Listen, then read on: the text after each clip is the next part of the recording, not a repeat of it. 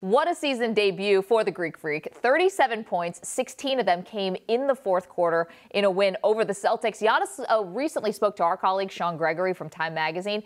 He said he accepted the Mamba challenge. Oh yes, from Kobe Bryant. Kobe challenged him to win MVP, and Giannis, Robin, thinks he can do it. Do you?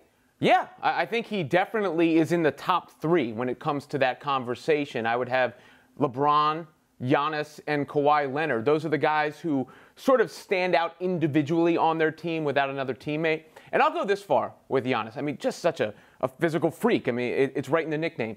If the NBA were to be starting from scratch and every team was drafting expansion style from the available pool of players, and you're thinking about constructing a team for the long term, I'm pretty sure Giannis would be my number one overall pick. Yeah, first of all, that's also one of my favorite games to play, the redraft and start a team all from scratch. I think you have to even start with KD. I mean, look at what he said there. He could end up being the best player to ever play if you really wanted it. They're basically saying that the guy has no ceiling. I said this a few days ago. I think that if Giannis leads the Bucks to 50 wins, he could absolutely win the MVP. He led last season 5 statistical categories. That is a very good foundation from which to then go and jump to MVP of the league. I think he actually will be battling LeBron James for that MVP title. I think in the Western Conference, a lot of votes are going to get split.